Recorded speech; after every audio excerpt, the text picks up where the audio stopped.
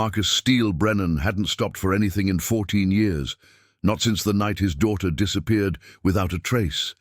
A child gone, a promise unkept, a man hollowed out by silence. He rode alone, dawn to dusk, carrying the weight of a vow he could never fulfill. But on a scorching Arizona afternoon, parked outside a gas station on Route 66, something shifted.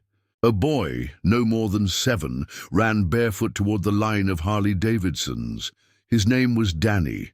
His mother was passed out in a motel room 3 blocks away.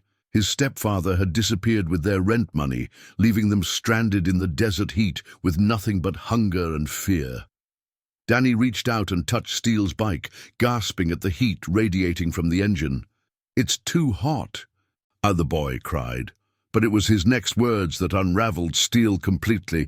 "Are you my daddy?" In that moment, Steele saw her face, his daughter's face, the same desperate hope, the same need for a man to stay.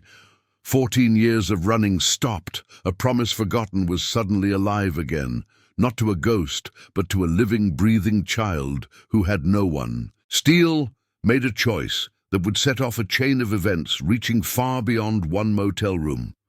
By nightfall, his entire crew, 37 bikers bound by blood and code, would be mobilized. By dawn, they would uncover a darker truth. Danny's mother was caught in something far more dangerous than poverty, and Steele's past was about to collide with hers in ways that would test everything he believed about redemption, family, and the price of keeping your word. This is the story of a broken man who learned that sometimes the greatest promises aren't the ones we make to the dead, they're the ones we honor for the living. The sun hammered down on Route 66 like a fist, and Marcus Steele Brennan had stopped feeling it years ago. His leather jacket absorbed the heat, turning his back into an oven, but he didn't move. He sat on his Harley-Davidson diner, parked outside Julio's gas station near the Nevada border, watching the shimmer rise off the asphalt like ghosts dancing in the distance. The engine ticked beneath him as it cooled, a rhythm he'd come to know better than his own heartbeat.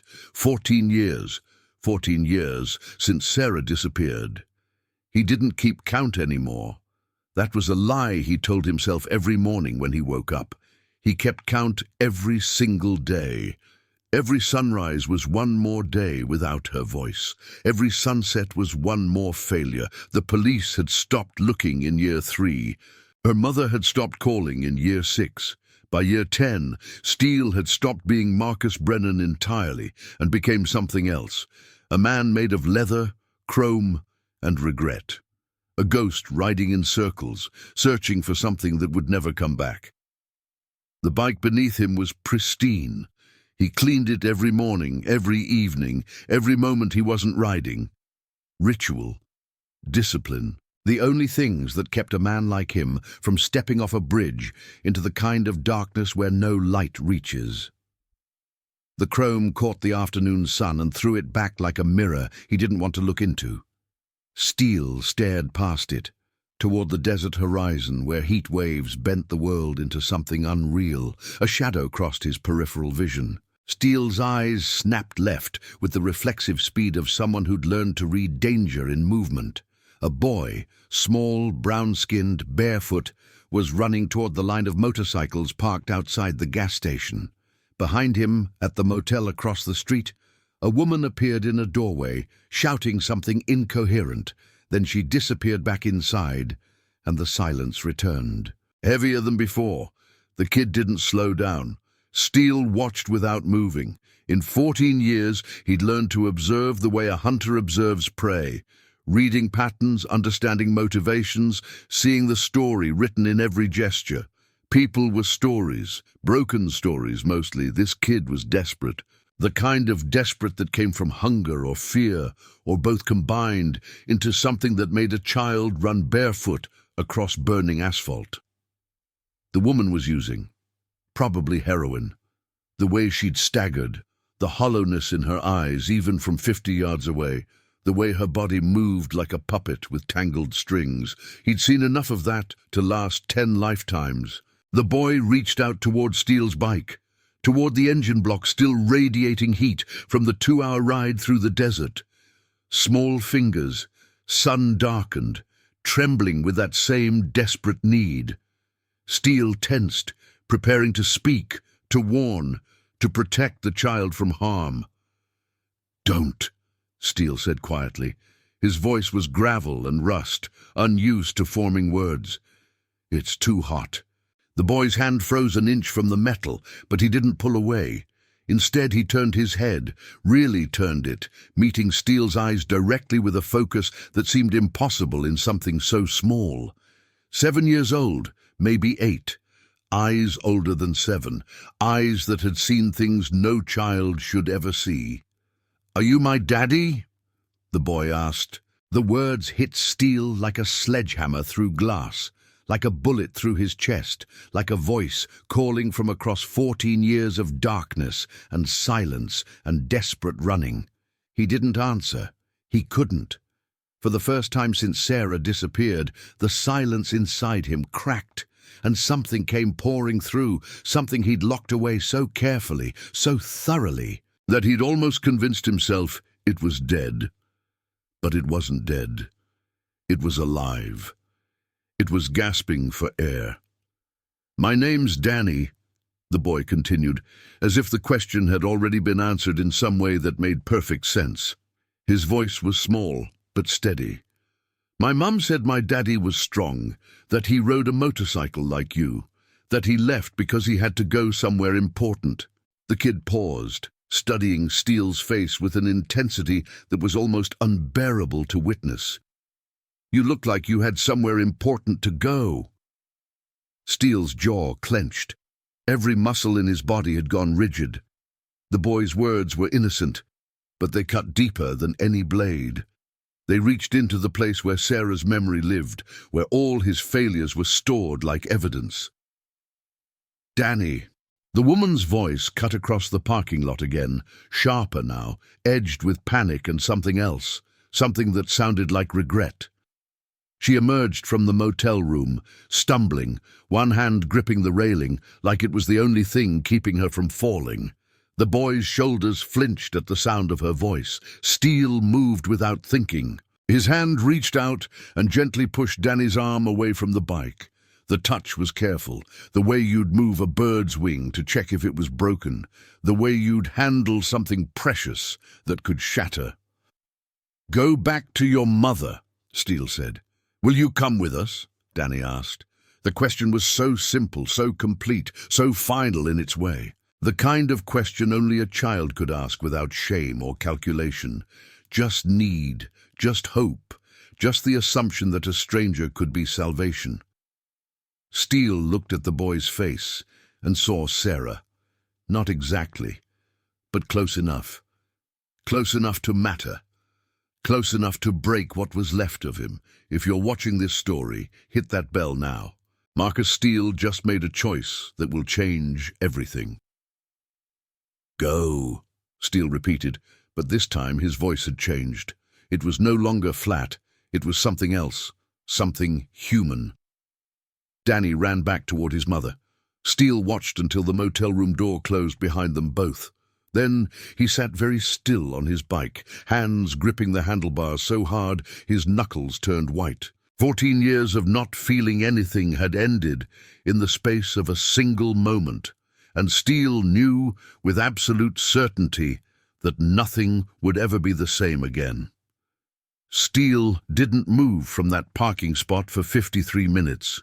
He'd counted. His mind was doing something it hadn't done since the night Sarah disappeared. It was working backward, retracing steps, finding connections between things that seemed unrelated, but probably weren't. A boy without a father, a woman strung out, barely functional, barely alive, a motel room that cost maybe $30 a night, a child running barefoot across asphalt because nobody was paying attention. All of it spelled a story Steele had learned to read the hard way, written in a language of abandonment and desperation. He'd been in that story once, different details, same ending. He'd watched it play out, and when he couldn't fix it, when he couldn't save the person at the center of it, he'd run. For 14 years, he'd been running. Finally, he kicked the bike to life, the engine roaring to consciousness with the sound of something ancient waking up, and rode across the street to the motel. The place was the kind of establishment that didn't ask questions, the kind where lives went to disappear quietly, the kind where people paid in cash and were never seen again. He found the room number from Danny's description, 305, at the end of the second floor, and knocked with the kind of knock that came from years of authority. The woman who answered looked like she'd been beautiful once. Probably had been. Maybe still could be if she ever got 3 days without needing what was in her veins. Her eyes were glassy, unfocused, but there was something underneath, a ghost of awareness. Maybe guilt, maybe just the fading memory of being someone else before the world had broken her into pieces. "I'm not buying," she said, trying to close the door. "And I'm not selling either." "Not selling," Steele replied. His shoulder filled the doorway without him pushing. Just presence, just weight, just the simple fact of a large man deciding to be an obstacle. "I met your son." Kid named Danny. The woman's entire body went rigid. Her hand froze on the door. Fear flashed across her face so intense it was almost painful to watch. "Danny, what did he... Is he okay? Did he hurt him?" The questions came rapid fire, panicked, the words of a mother whose worst fears were suddenly being confirmed. "He's fine, scared, hungry, probably. He asked me if I was his father." Steele studied her face, watching the emotions move through her like storm systems crossing a prairie. "What's your name?" "That's none of your business," she said, but her voice had lost its edge. "You're right. But Danny asked if I was his father. Seemed like he needed one." Steele let that statement sit between them for a moment. "What's your name?" The woman's shoulders sagged. She moved away from the door, and Steele stepped inside, closing it behind him. The room smelled like sweat and desperation and the chemical burn of addiction. She sat down heavily on the edge of the bed, her entire body folding in on itself like a structure that had finally given up the effort of standing. "I'm doing the best I can," she whispered to the floor. "That's not good enough," Steele said. "Not cruel, just honest. The way you speak truth to someone drowning." "What's your name?" "Lisa." Steele pulled out his phone. "Lisa, I'm going to give you 2 choices. You take your son and get out of this town. Find a women's shelter, find a treatment program, find something better than this room, and whatever's in your system right now. Choice 1 is you get clean, you stay clean, and you build something real." He paused, letting the weight of his words settle. "Choice 2 is I take him myself." Lisa's head snapped around. "You can't, you don't." "I don't want to," Steele interrupted, and he meant it. "But I will. And I know people who will help me make it stick." He met her eyes directly. "So you choose, right now. What's it going to be?" It took her a long moment. Then something in her crumbled completely. She sat down on the edge of the bed, her body folding in on itself like a house of cards in a gentle wind. Her hands came up to her face, and her shoulders began to shake. "I don't have any money," she said. Her voice was barely a whisper. "I don't have anywhere to go. I don't have anyone who gives a damn. I don't have..." Her voice broke completely, and the sound of her crying filled the small room like a funeral bell. Steele made 2 calls while she wept. The first was to Rosie Martinez, who ran a women's shelter 20 miles north in a town called Red Creek. Real help, real people. The kind who understood addiction and trauma and the long road back to being human. The second was to his crew, the 37 men and women who'd been riding with him through years of darkness and small redemptions. By the end of the second call, a plan was already moving into motion. "There's a shelter," Steele told Lisa when he'd finished.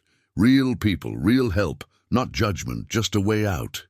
He handed her a card with an address and a phone number. Someone from my crew will be here at 6 in the morning.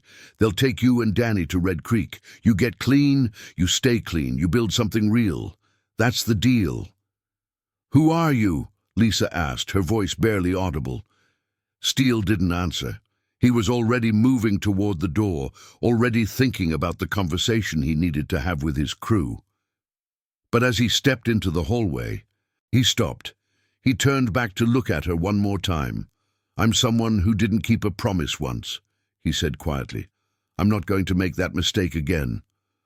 The Broken Spoke Roadhouse was a cathedral of chrome, leather, and hard truths.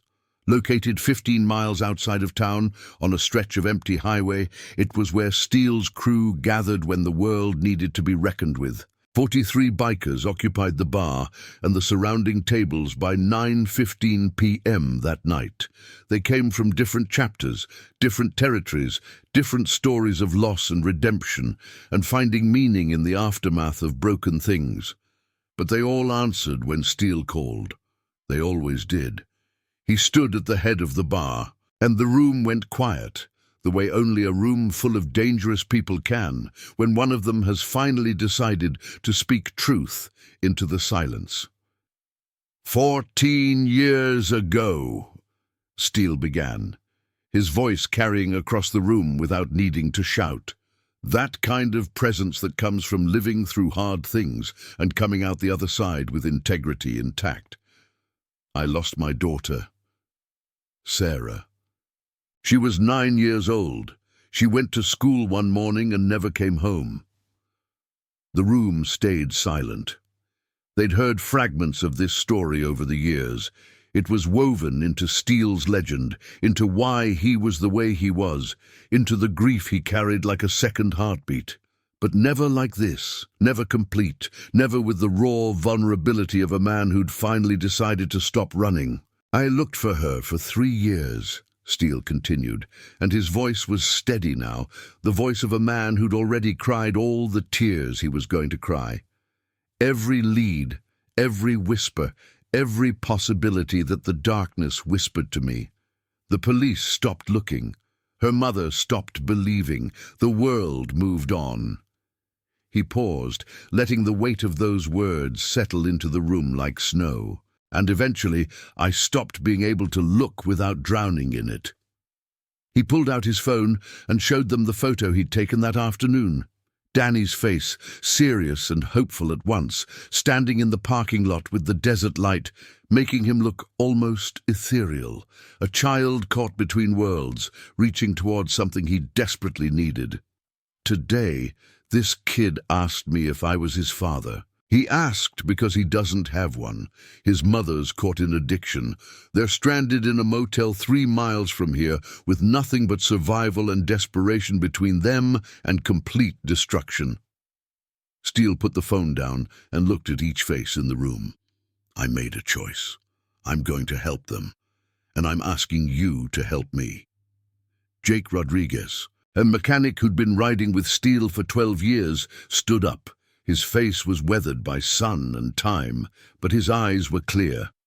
What do you need, brother? Money for the shelter program, Steele said. Real money, not promises. Connections for job placement when she's ready. Maybe a place for Lisa to rebuild when she's actually clean. A network that says if she falls, we catch her. If she stumbles, we pick her up. One by one, hands went up. Commitments, promises, the kind that steel crews like this one made to each other. No questions, no hesitation, no judgment, just loyalty moving through the room like electricity through copper wire. Each hand that went up was a vow. Each nod was a binding agreement written not on paper, but on the code that held men and women like this together.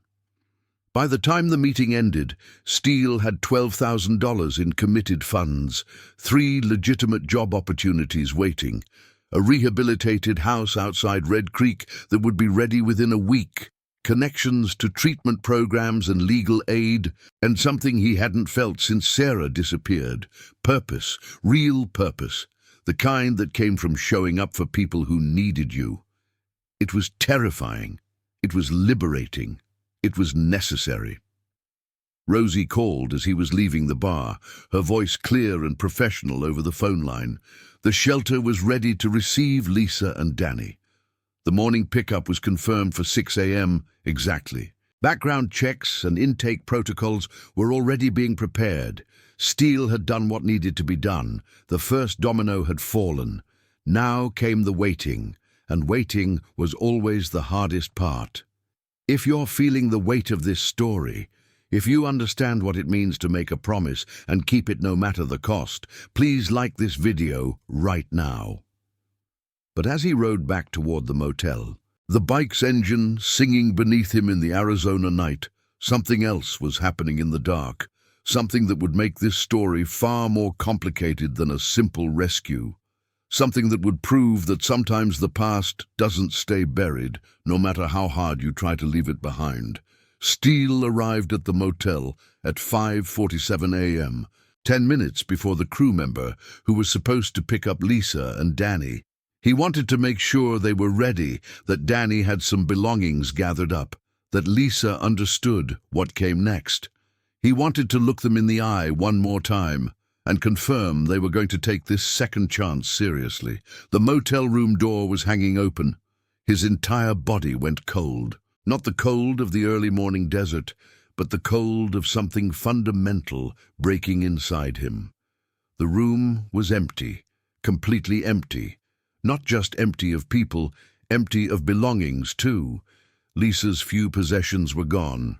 Danny's backpack was gone. The sleeping bag, the clothes, everything. The only thing left was a piece of paper on the bed, weighted down by a motel key. Steele's hands were shaking as he opened it. His vision seemed to narrow, everything except the words becoming somehow distant and unreal. "I'm sorry. They found me. If I stay, they'll find you too. I'm taking Danny and running. Don't follow us. You don't understand what they're capable of. Thank you for trying, L." The words blurred and reformed. Steele read them again, then a third time. Trying to understand something that didn't make sense. Found her. They. The language suggested people, organized people. People capable of making someone run in the dead of night, leaving everything behind, unable even to send a proper goodbye. Steele pulled out his phone and called Rodriguez immediately. The phone rang 4 times before Rodriguez answered, his voice thick with sleep. "They're gone," Steele said. "Lisa and Danny, left in the night." There was a long silence on the other end. Then, "Gone where?" "Don't know, but the message suggests they're running from something more serious than addiction and poverty." Steele looked at the empty room, trying to understand what he was missing. Something bigger, someone bigger. "Stay there. Don't touch anything else. I'm pulling up some contacts. Give me 30 minutes. Steele sat on the bed and felt the weight of 14 years settle back onto his shoulders. He'd allowed himself to hope. He'd let down his guard. He'd believed that one small gesture could change trajectories and save lives and matter in the way things were supposed to matter. And now a child was out there somewhere, vulnerable and hidden, running from threats Steele didn't even understand yet. He'd made another promise just like that, one he didn't even know how to keep. But Marcus Steele Brennan had never failed to keep a promise in his life. He was going to start now, or he was going to die trying. The motel room suddenly felt very small. Rodriguez's contacts came through in 42 minutes exactly. Steele sat in the back office of the Broken Spoke with Rodriguez and Jake. 3 laptops glowing in the darkness, information scrolling across screens like evidence of a life lived under the wrong kind of attention. Lisa's real name was Melissa Chavez. She'd been a paralegal 7 years ago in Phoenix until she fell in love with the wrong person, a man named Carlos Mendez who worked in import-export. High-end goods, mostly. Very high-end goods. The kind that got people killed when they asked questions about what was actually inside those boxes. When Melissa discovered what Carlos actually was, not just connected, but operational. Not just involved, but responsible for entire distribution networks. She'd threatened to go to the authorities. She'd thought she was strong enough to walk away. She'd thought love could matter more than survival. She'd been wrong. Carlos had made her choice clear, with the quiet certainty of someone accustomed to being obeyed. Disappear and keep quiet. Or Danny disappears, and she never gets him back. Disappear and keep quiet, or the men who work for me will make sure you understand what happens to people who betray the organization. She'd chosen to disappear. She'd changed her name, fabricated a history, and spent 7 years running from motel to motel, city to city, trying to stay one step ahead of the invisible hunters she knew were looking for her. But 5 months ago, Carlos had been arrested on unrelated federal charges. Melissa thought she was safe. She thought the threat had passed. She was wrong again. Carlos's organization didn't forget debts. They didn't forgive betrayals. They didn't move on to other concerns. And Melissa Chavez had been a liability for 7 years, walking around with information that could bring down 3 division heads if she ever decided to talk. She knew too much. She'd seen too much. She'd been inside the operation. The organization had finally decided to resolve the problem. Steele sat in the dark of the Roadhouse office, processing this information with Rodriguez and Jake, understanding that the picture had changed completely. This wasn't about helping a struggling mother and child. This was about protecting them from a cartel infrastructure with reach, money, connections, and no conscience whatsoever. It was exactly the kind of fight Steele had spent 14 years avoiding, and now he couldn't avoid it if he wanted to. Now he was already in it. "We need to find them before the organization does," Jake said quietly, his voice steady despite the weight of what they'd just learned. "We need to do more than that," Steele replied. His voice had taken on a different quality, colder, sharper, the voice of a man who just remembered who he used to be before he became someone who rode alone, someone who'd been very good at very necessary things before grief had turned him into a ghost. "We need to end this threat permanently. We need to make sure there's no organization left to chase them." "That's not our fight," Rodriguez said carefully, testing the waters, watching Steele's reaction. "It is now," Steele responded. "I made a promise to that boy. I don't break promises." He stood up and walked to the bar. He poured himself a whiskey he didn't drink and stared at his reflection in the mirror behind the bottles. For the first time in 14 years, Marcus Steele Brennan looked back at himself and recognized who was there.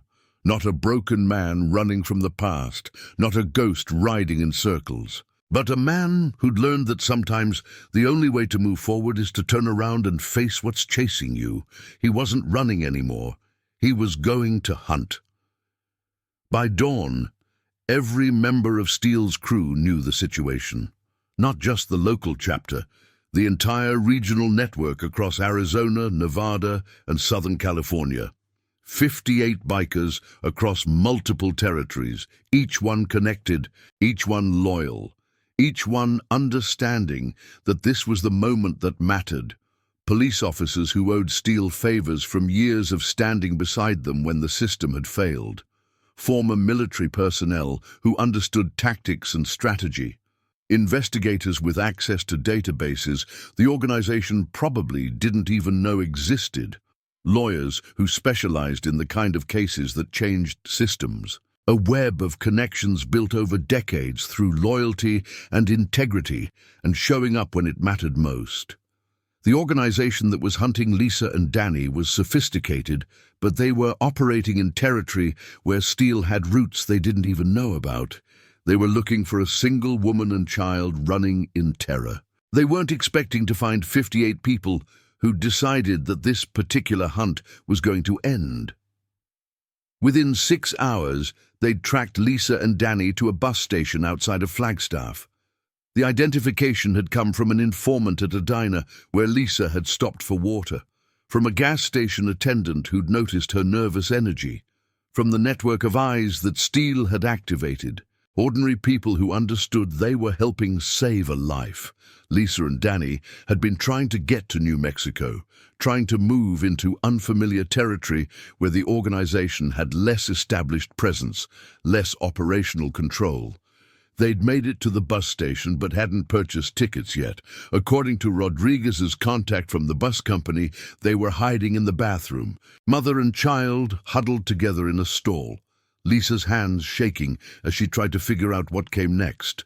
Steele, Rodriguez, Jake, and 4 others rolled into that station at 2:15 p.m., parking their bikes where they couldn't be missed. They moved with purpose, but not urgency, the kind of controlled presence that said authority without needing to announce it. Dangerous men moving deliberately through space. Men who understood that sometimes simply existing in a room changed the equation. Lisa saw them first when she finally ventured out of the bathroom. She recognized Steele's face in the crowd, and panic flared across her features like a fire spreading through dry brush. She grabbed Danny's hand and tried to move deeper into the station. Back toward the bathroom, back toward some kind of hiding place. Steele blocked her path, not with aggression, but with simple physical presence. Not threatening, just immovable. "They're coming for you," he said quietly. Not a threat, a statement of fact. Not today, not tomorrow maybe, but they're coming, and if you run, you'll spend the rest of your life running. And your son will grow up knowing that's all his mother did. You want that? "I can't," Lisa's voice cracked. The words didn't come. She was looking at the bikers surrounding the station, understanding that something fundamental had shifted. "You don't understand. They'll kill you." "They can try," Steele said, "but that's what I do. I stand when other people fall." He gestured toward the others, and Rodriguez stepped forward with a secure phone, military-grade encryption, completely untraceable. "We've got lawyers ready to move on federal protection," Rodriguez explained, his voice professional, his manner careful. "We've got contacts in the U.S. Marshal's office. What we need from you is a statement. Everything you know about Carlos Mendez, the organization, the operations, every detail you can remember, you testify, and we make sure you and your son have a future that doesn't involve looking over your shoulder." Lisa looked at Steele. Danny was holding her hand, watching this interaction with the focused attention of a child who'd learned to read danger in adults' voices. "Why would you do this?" Lisa asked. "You don't know us. You don't owe us anything." Steele thought of Sarah's face. He thought of 14 years of silence. He thought of a small boy asking if he was his father. He thought of all the times he'd wanted to turn back and hadn't. "Because I didn't get a second chance," he said. "You're getting one. I'm not going to let you waste it." Lisa took the phone. "Like this video if you believe in second chances. Marcus just risked everything for people he barely knew. That's what matters. Subscribe for the next chapter." The federal process took 6 weeks. 6 weeks of safe houses, of depositions, of Lisa's testimony being translated into documents that prosecutors could use against the organization. 6 weeks of listening to her recount things she'd tried to forget. Details about operations and shipments and meetings that suddenly mattered in ways the justice system could understand. 6 weeks of Danny being protected by people who understood what safety meant. Marshals who never let their guard down. Federal agents who treated him like he was the most important person they'd ever met. But something changed during those 6 weeks. Steele found himself unable to stay away. He'd stop by the safe house, an ordinary suburban home outside Tucson where Lisa and Danny were being kept, invisible in plain sight. He'd bring Danny books. He'd help Lisa study for her GED, sitting at the kitchen table with history texts and practice exams. He'd listen to the boy talk about his dreams, about the motorcycle he wanted to ride someday when he was older, about the father he was imagining building a future with. Steele never promised to be that father, but he showed up. Every single day he showed up, even when it was hard. even when it would have been easier to stay away and protect himself from further attachment, further loss. He showed up because that's what you do when you've learned that promises matter more than protection. On the last day of the federal protection period, Danny asked Steele if he could ride on the back of his bike. The boy's eyes were bright with anticipation, and something deeper, the recognition that this man had stayed, unlike the others. "When you're older," Steele said, his voice gentle but firm, "old enough to understand responsibility." "How much older?" Danny asked. 10 years, maybe less if you grow fast enough, but not yet." Danny smiled like Steele had just given him the world. Like a man who'd decided to stay, had made a promise that would carry the boy through all the years between now and then. A promise about motorcycles and open roads, and a future that included family. Lisa came to Steele the morning they were being moved into their new permanent placement, a house in New Mexico with connections to the marshal's office, with job opportunities for her, with the start of an actual future that she could see and touch and believe in. "I don't know how to thank you," she said. Her eyes were clear for the first time since he'd met her. Clean eyes, focused eyes. The eyes of someone who decided to live instead of fade away. Steele looked at Danny, who was running around the living room making motorcycle sounds, his small body vibrating with joy and energy. "You already did," he said. "You got clean. You're staying clean. You're going to give your son a real life. That's thanks enough."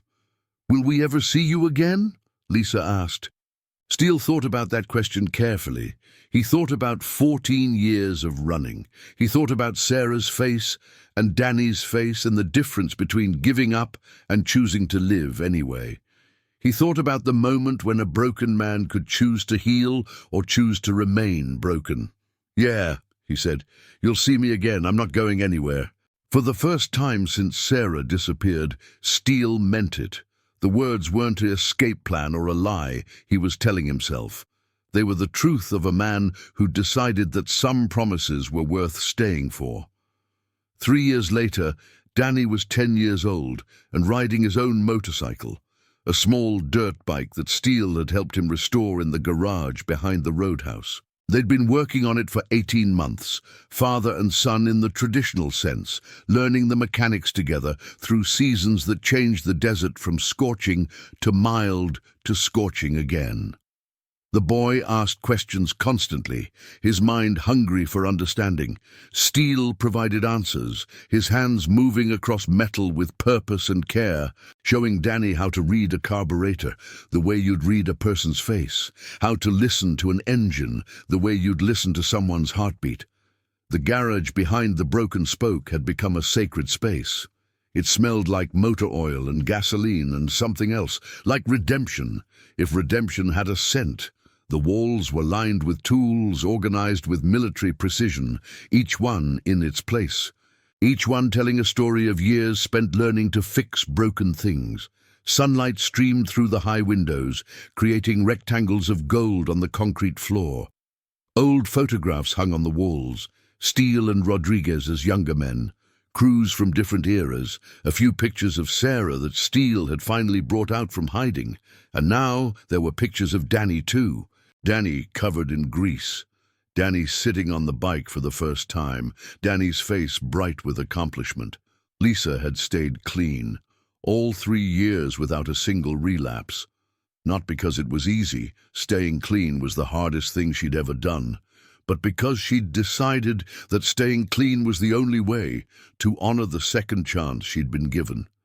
There had been difficult moments. Nights when the craving had clawed at her, when her hands had shaken and her body had screamed for release.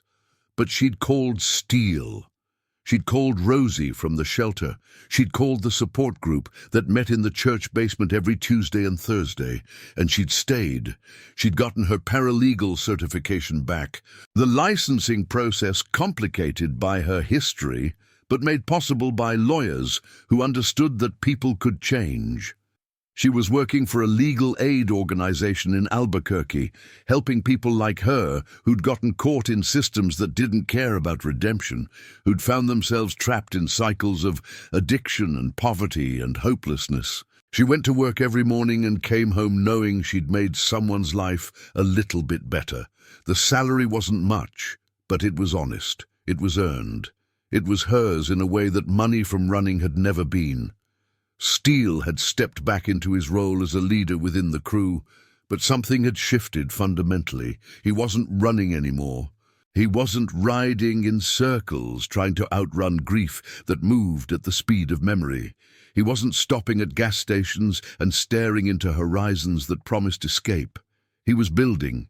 He was mentoring younger riders who came through the crew looking for direction. He was showing up for people who needed him, and there were more of them than he'd ever realized. The crew had become not just a group of bikers bound by code and history, but something more profound. A family that chose each other, again and again, through circumstances that tested loyalty and demanded integrity. Rodriguez had become his closest friend in ways that went beyond the brotherhood of the road. They sat together on Sunday mornings sometimes, two men who'd known loss, and they didn't always talk. Sometimes they just existed in the same space, understanding without needing words that some things couldn't be explained, only witnessed and honored. On a Saturday morning in October, the desert was cooling into something that felt almost gentle. The summer heat had finally relented, replaced by mornings that required only a jacket. Steele stood in that garage watching Danny accelerate down a dirt track behind the roadhouse, the kid's face bright with joy and concentration, and the pure freedom of a child who'd been given what he desperately needed. The motorcycle was small, but real. A legitimate machine that responded to the boy's input, that demanded respect and attention and skill. Rodriguez stood beside him, two old friends watching a young life unfold into something beautiful and unexpected. They'd been standing there since 8 a.m., watching Danny practice turns, watching him fall and get back up, watching him learn that failure was just information, just data, just part of the process of becoming competent. "You ever think about Sarah anymore?" Rodriguez asked quietly, his voice careful, testing whether that subject was still too raw to touch. It was a question he'd asked before, but he asked it differently each time, trying to understand how his friend was healing, whether the wound was closing or just being managed. Steele watched Danny make a turn, watch the bike lean and right itself with perfect balance, watch the boy's body move through space with increasing confidence. The improvement was visible over these 18 months. When they'd started, Danny had been uncertain, hesitant, afraid of falling. Now he rode like he was learning a language he'd always spoken. "Every day," Steele said, "but not the way I used to. Not with that weight that could crush me under its pressure." He paused, his eyes never leaving the boy. "Now it's just remembering, honoring, knowing that she'd have wanted me to do this." "Do what?" Rodriguez asked, though he probably already knew the answer. He wanted to hear it stated, acknowledged, made real through words. "Live," Steele said. "Be present. Keep my promises." He thought about the promises he'd made over the years, the promise to Sarah that he'd find her, the promise that had hollowed him out when it became impossible to keep, the promise he'd made to Danny in a parking lot, the promise he'd made to Lisa that he wouldn't let her fall, the promise he was making right now, every single day, just by showing up. Danny came back around the track, slowing the bike with increasing precision, killed the engine and pulled off his helmet. His face was alive with the kind of happiness that only comes from trust and safety, and knowing someone's going to be there tomorrow and the day after, and for years into the future. He was grinning so wide, his entire face seemed to catch the light, his hair wet with sweat, his eyes shining with accomplishment. "Did you see?" the boy shouted from across the garage. "I didn't fall. I did the turn just like you showed me." "I saw," Steele called back. He was smiling in a way he hadn't smiled in nearly 2 decades. A real smile, reaching his eyes, genuine and deep and unguarded. "Good job, kid." Danny ran toward him, his small feet pounding on the concrete, his body moving with the unself-conscious enthusiasm of a child who'd learned that running toward people was safe. Steele caught him, lifting him up onto his shoulders the way fathers do, the way men who've been broken and healed learn to do. The boy laughed. That pure, uncomplicated sound of a child who'd never known real abandonment, who'd been given the fundamental security that allowed joy to exist without shadow. Lisa appeared in the garage doorway, her face glowing with pride. She was wearing work clothes. Having stopped by after her shift at the legal aid office, she carried a bag of groceries and a smile that reached her eyes. 3 years ago, Steele wouldn't have thought she was capable of this kind of ordinary happiness. "How'd he do?" she asked, setting the groceries down on the workbench. "Perfect," Steele said. "He's ready for the next progression." "Mummy, I didn't fall!" Danny shouted, still balanced on Steele's shoulders. "I know, baby, I saw." She reached up and ruffled the boy's hair, and the tenderness in the gesture made Steele understand something fundamental about redemption. It wasn't about becoming the person you used to be. It was about becoming someone new, someone who'd been broken and chose healing, someone who'd been lost and chose to stay. Rodriguez excused himself, understanding that this moment was for the family that had chosen each other. He walked out into the afternoon light, leaving Steele and Lisa and Danny alone in the garage. Steele looked out toward the desert beyond the garage, toward the endless horizon that had called to him for so long with the promise of escape. The road was still there. The bikes would always be there. The freedom of open asphalt and endless sky would always be available, always promising release from the weight of the world. But so was this present moment, this child's weight on his shoulders, this woman smiling with the confidence of someone who'd survived, this space that smelled like motor oil and possibility, this second chance at doing what he'd failed to do for his own daughter, this opportunity to show a boy that there were men in the world who stayed, men who kept their word, men who looked at you when you asked if they were your father and said yes, not with words, but with years of showing up. "What are you thinking?" Lisa asked, moving closer. She'd learned to read his silences over the years, to understand that when Steele went quiet, it was usually because something important was moving through him. "I'm thinking about promises," he said, "about the ones we make and the ones we keep, and the difference between them." She nodded, understanding without needing explanation. That evening, after Lisa and Danny had left, Lisa to drive back to Albuquerque, Danny waving from the truck window until they disappeared, Steele sat alone in the garage. He pulled out his phone and looked at the photo he'd taken 14 years ago, the last picture before Sarah disappeared. She was smiling, gap-toothed and bright, caught mid-laugh at some joke only a 9-year-old would understand. He'd carried this photo with him through all those years of running. He'd looked at it in motels and under bridges and in parking lots at 3 in the morning. He'd used it as both a reminder and a weapon against himself, proof of what he'd failed to save. But now, looking at it, something had shifted. The pain was still there. It would always be there, but it wasn't the only thing. Alongside the grief was something new. The understanding that Sarah's memory had brought Danny into his life, that the wound she'd left had somehow created the opening that allowed him to save someone else. He wasn't replacing Sarah. Nothing could do that, but he was honoring her by choosing to live fully instead of existing halfway, by keeping promises, by showing a boy that there were men who stayed. Steele put the phone away and walked out into the cool evening. The sky was turning the color of bruised fruit, purples and oranges mixing together.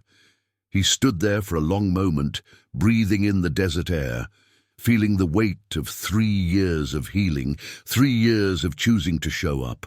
Rodriguez called him from the roadhouse. There was a crew meeting, some new riders to welcome, plans to discuss, a life that was fuller than it had been in 14 years. Steele got on his bike. The engine started with a familiar roar, but instead of riding alone heading toward the horizon, he pointed the bike toward town. He pointed it toward family. He pointed it toward tomorrow. He'd kept his promise, not the one he'd made 14 years ago to a ghost, but the one he'd made to a desperate little boy in a parking lot who'd asked a simple question, "Are you my daddy?"